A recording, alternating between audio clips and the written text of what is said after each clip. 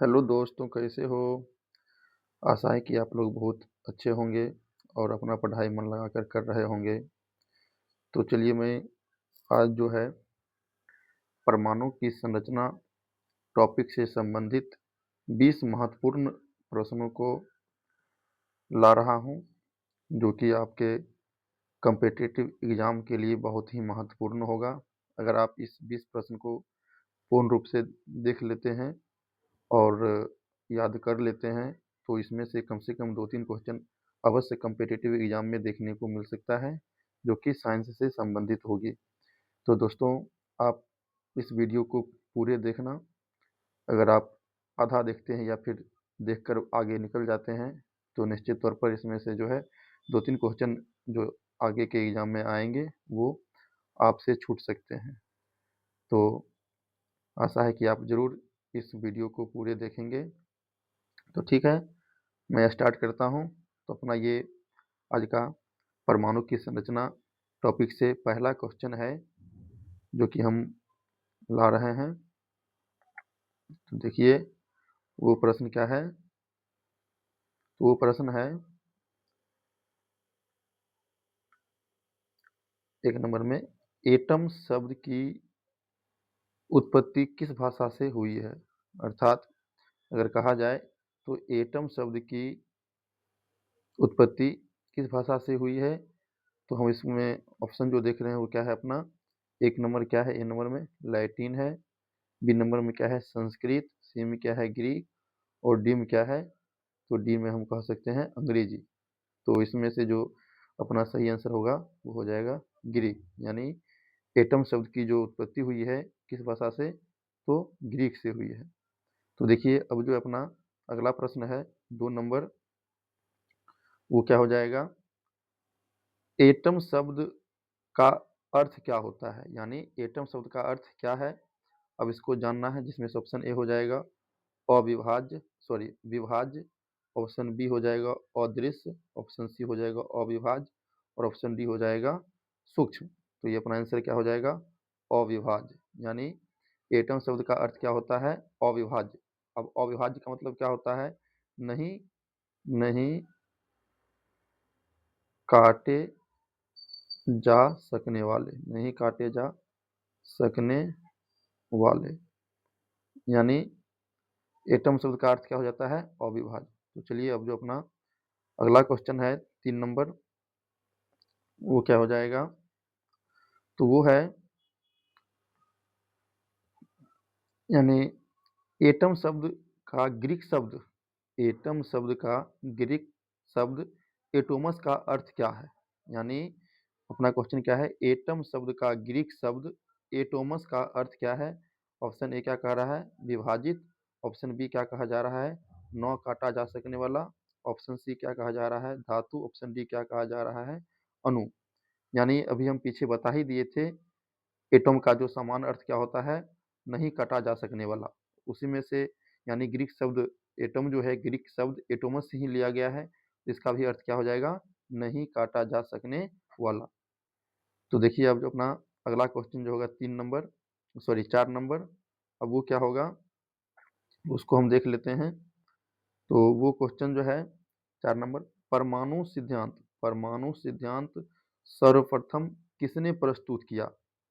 Option A कह रहा है रदरफोर्ड, ऑप्शन बी कह रहा है जॉन डाल्टन, ऑप्शन सी कह रहा है थॉमसन, ऑप्शन डी कह रहा है बोर। तो अपना आंसर क्या हो जाएगा?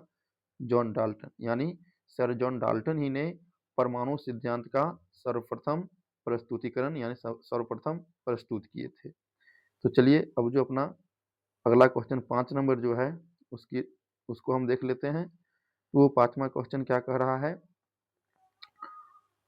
जॉन डाल्टन ने अपना परमाणु सिद्धांत किस वर्ष दिए थे?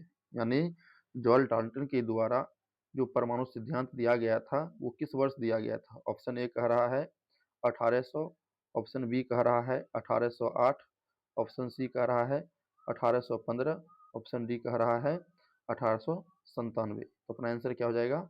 1808। यानी 1808 ईस्वी में जॉन डाल्टन ने अपना परमाणु सिद्धांत दिए थे। तो चलिए अब जो अपना नेक्स्ट क्वेश्चन है 6 नंबर, अब उसको देख लेते हैं।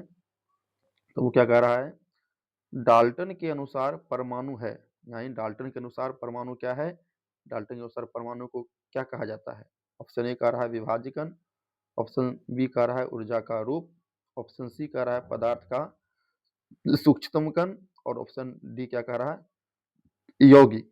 तो यहाँ का आंसर अपना क्या हो जाएगा, पदार्थ का सूक्ष्मतम कण। यानी डाल्टन ने परमाणु के बारे में क्या कहे थे कि परमाणु जो है पदार्थ का सूक्ष्मतम कण है, जिसको हम और भी विभाजित नहीं कर सकते। यानी परमाणु क्या है, इंडिविजुअल कण है, जिसको और भी विभाजित नहीं किया जा सकता है। तो आंसर क्या हो जाएगा, ऑप्शन नंबर सी।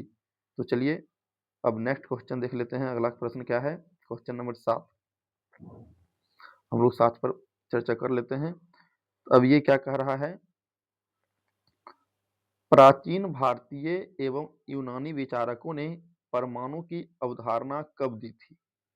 क्वेश्चन क्या कह रहा है, परमाणु भारतीय एवं यूनानी विचारकों ने परमाणु की अवधारणा कब दी थी। तो क्या हो जाएगा इसका अपना आंसर। पहले तो ऑप्शन देख लेते हैं। ऑप्शन क्या है, 100 ईसा पूर्व, ऑप्शन बी कह रहा है 200 ईसा पूर्व, ऑप्शन सी कह रहा है 400 ईसा पूर्व, ऑप्शन डी क्या कहता है 800 ईसा पूर्व।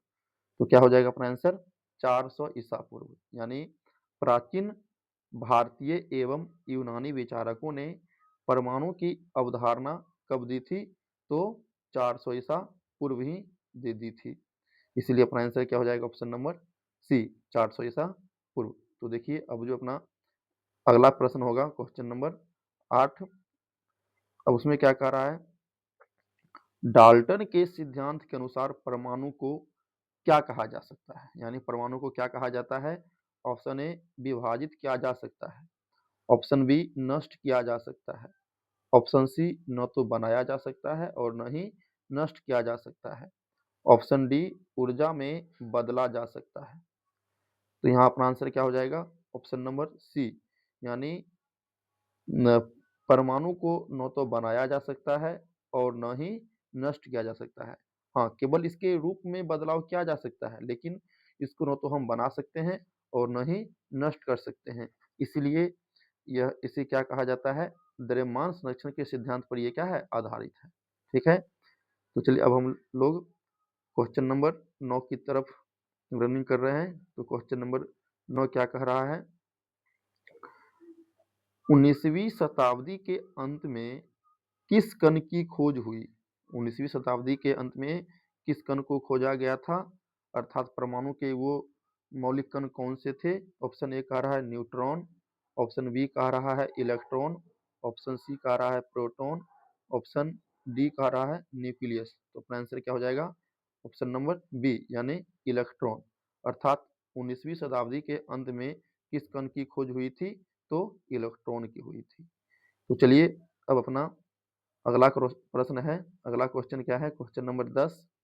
तो क्वेश्चन नंबर 10 पर हम लोग बात करेंगे। क्वेश्चन 10 कह रहा है, परमाणु के उपपरमाणविक कण हैं। यानी परमाणु के कितने उपपरमाणविक कण हैं। तो हम जान चुके हैं कितने होते हैं, 3 होते हैं। अब उसका नाम बताना है। तो उसका नाम क्या हो जाएगा, option number A electron, proton और न्यूट्रॉन, ऑप्शन बी केवल इलेक्ट्रॉन, ऑप्शन सी केवल प्रोटॉन, ऑप्शन डी केवल न्यूट्रॉन। तो अपना आंसर क्या हो जाएगा, ये तीनों अर्थात इलेक्ट्रॉन, प्रोटॉन और न्यूट्रॉन। यानी ऑप्शन नंबर ए हो जाएगा इस प्रश्न का आंसर। तो चलिए अब हम लोग देख लेते हैं क्वेश्चन नंबर 11। अब क्वेश्चन नंबर 11 क्या कह रहा है, परमाणु की आंतरिक संरचना से संबंधित विविधता किसमें सहायक है। यानी क्वेश्चन क्या कह रहा है, परमाणु की आंतरिक संरचना से संबंधित विविधता इसमें से किसमें सहायक है। ऑप्शन ए कह रहा है भौतिक परिवर्तन, ऑप्शन बी कह रहा है रासायनिक व्यवहार, ऑप्शन सी कह रहा है तापमान वृद्धि, ऑप्शन डी कह रहा है रंग परिवर्तन। यहाँ अपना आंसर क्या हो जाएगा, रासायनिक व्यवहार। ऑप्शन नंबर बी इस प्रश्न का क्या हो जाएगा, आंसर हो जाएगा। तो चलिए अब जो है क्वेश्चन नंबर 12 को देख लेते हैं। अब क्वेश्चन नंबर 12 क्या कह रहा है कि डाल्टन का परमाणु सिद्धांत मुख्यतः किस बात पर आधारित था। यानी यहाँ पर फिर से डाल्टन की सिद्धांत पर बात की जा रही है। डाल्टन का जो सिद्धांत है वह मुख्यतः किस पर आधारित था? ऑप्शन ए क्या कह रहा है? परमाणु विभाजन पर। ऑप्शन बी कह रहा है रासायनिक अभिक्रियाएं पर। ऑप्शन सी कह रहा है रेडियोधर्मिता पर। ऑप्शन डी कह रहा है नाभिकीय ऊर्जा पर। यहाँ पर डाल्टन सिद्धांत की बात किया जा रहा है तो यह किस पर आधारित होगा? तो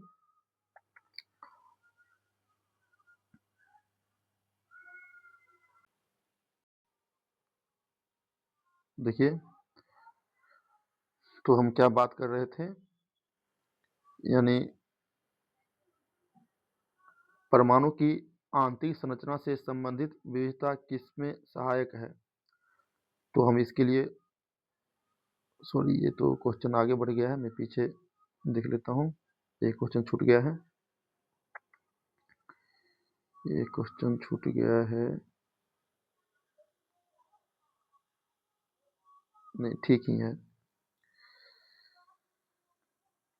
परमाणु की आंतरिक संरचना से संबंधित विविधता किसमें सहायक है? तो क्या कह देंगे, ये आंसर हो जाएगा रासायनिक व्यवहार, जो कि हम पीछे पढ़ लिए थे, रिपीट हो गया है। चलिए कोई बात नहीं, अगला क्वेश्चन देख लेते हैं।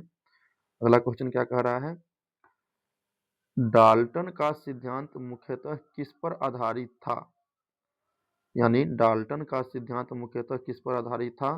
तो क्या कहेंगे, ऑप्शन ए परमाणु विभाजन पर। ऑप्शन बी रासायनिक अभिक्रियाएं पर। ऑप्शन सी रेडियोधर्मिता पर। ऑप्शन डी नाभिकीय ऊर्जा पर। तो अपना आंसर यहाँ पर क्या हो जाएगा, ऑप्शन नंबर बी, यानी रासायनिक अभिक्रियाएं पर डाल्टन का सिद्धांत क्या है, आधारित है। तो चलिए अब नेक्स्ट क्वेश्चन देख लेते हैं। क्वेश्चन नंबर 13 है।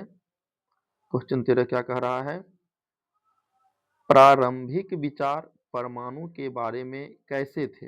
अर्थात प्रारंभ में जब परमाणु के बारे में शोध चल रही थी तो जो भी वैज्ञानिक थे तो उस समय उनका क्या विचार था, यानी वो विचार किस पर आधारित था? ऑप्शन ए कह रहा है प्रयोग आधारित था। ऑप्शन बी कह रहा है गणित आधारित था। ऑप्शन सी कह रहा है कल्पना आधारित था। ऑप्शन डी कह रहा है कंप्यूटर आधारित था।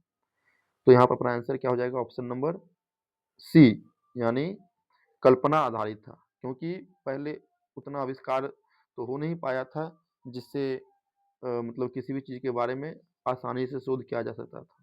तो पहले वो क्या करते थे, किसी भी चीज़ के बारे में कल्पना करते थे। तो प्रारंभिक विचार परमाणु के बारे में कैसे थे, तो कल्पना पर आधारित थे। चलिए तो अब अगला क्वेश्चन देख लेते हैं। क्वेश्चन नंबर 14, इलेक्ट्रॉन की खोज किस शताब्दी में हुई? इलेक्ट्रॉन की खोज किस शताब्दी में हुई थी? तो ऑप्शन ए कह रहा है, ऑप्शन ए 17वीं शताब्दी। ऑप्शन बी 18वीं शताब्दी। ऑप्शन सी 19वीं शताब्दी। ऑप्शन डी 20वीं शताब्दी। तो यहाँ पर इलेक्ट्रॉन की बात की जा रही है, यहाँ आंसर क्या हो जाएगा, 19वीं शताब्दी। आंसर क्या हो जाएगा, तो 19वीं शताब्दी। बाकी ये सब क्या है, गलत है। अपना आंसर क्या हो जाएगा, 19वीं शताब्दी। तो चलिए अब अगला क्वेश्चन देख लेते हैं। Question number 15। अब ये क्या कह रहा है, डाल्टन के सिद्धांत को चुनौती किस कारण मिली? डाल्टन के सिद्धांत को चुनौती किस कारण मिली? ऑप्शन ए क्या हो जाएगा, न्यूट्रॉन की खोज। ऑप्शन बी उपपरमाणविक कणों की खोज। ऑप्शन सी प्रकाश की खोज। और ऑप्शन डी उष्मा का अध्ययन। तो क्या हो जाएगा, तो हम यहाँ पर क्या कह सकते हैं, यहाँ आंसर हो जाएगा जब उप जब उपपरमाणविक कणों की खोज हो गई तब क्या हो गया, यानी डाल्टन के सिद्धांत को चुनौती मिल गया, यानी डाल्टन का सिद्धांत क्या हो गया, असत हो गया। क्यों? क्योंकि डाल्टन का कहना था कि हम परमाणु को और विभाजित नहीं कर सकते हैं। जब डाल्टन को और विभाजित नहीं किया जा सकता है तो फिर उस परमाणु के ये जो उप परमाणविक कण है ये कहाँ से आ गया? अर्थात कहीं न कहीं डाल्टन का जो ये सिद्धांत था वो क्या हो गया, गलत हो गया।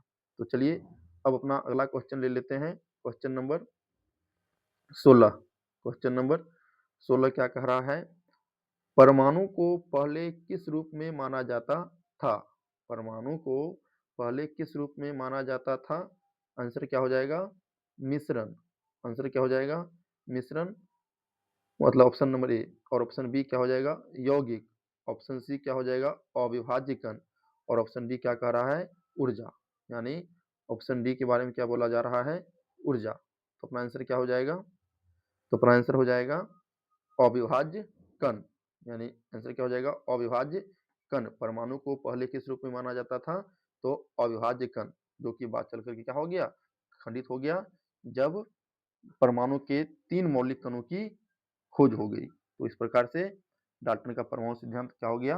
तो गलत हो गया। चलिए, तो अब अगला क्वेश्चन है क्वेश्चन नंबर 17। क्वेश्चन नंबर 17 क्या कह रहा है? डाल्टन का परमाणु सिद्धांत किस देश के वैज्ञानिक ने दिया था? अर्थात क्वेश्चन पूछा जा रहा है कि डाल्टन कहाँ के वैज्ञानिक थे? ऑप्शन ए कह रहा है जर्मनी, ऑप्शन बी कह रहा है अमेरिका, ऑप्शन सी कह रहा है ब्रिटेन, और ऑप्शन डी कह रहा है फ्रांस। तो हम क्या कह देंगे?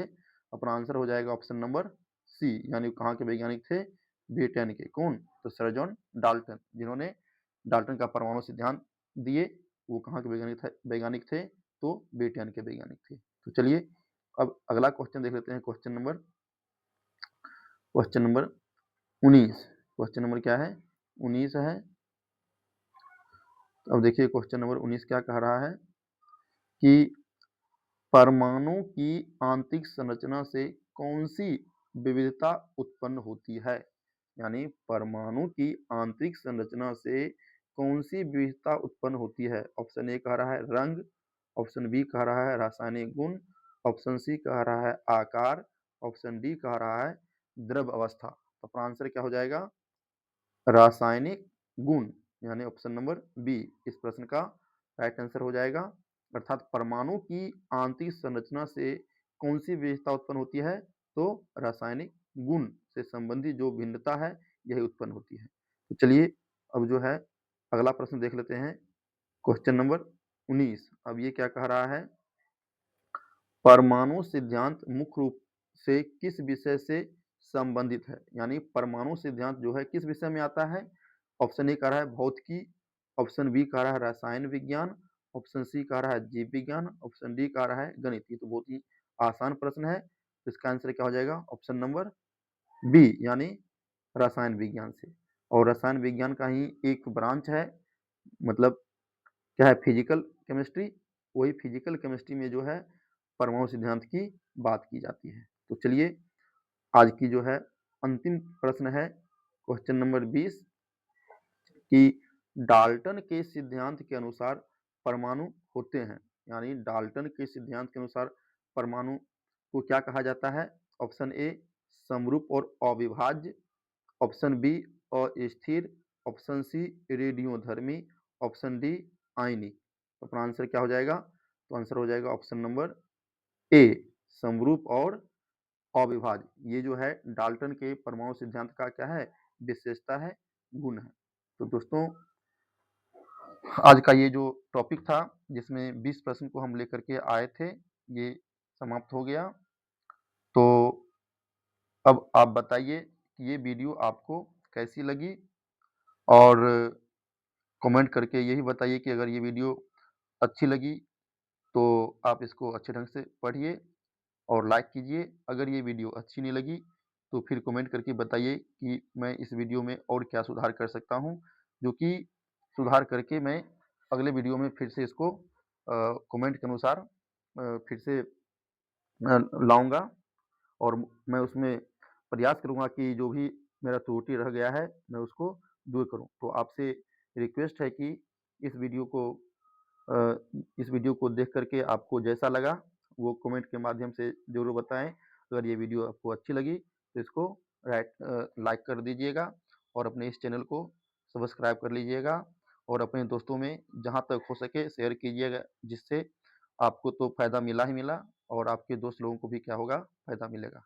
तो चलिए, मैं इस वीडियो को आज यहीं पर स्टॉप करता हूँ। Thank you. Bye bye.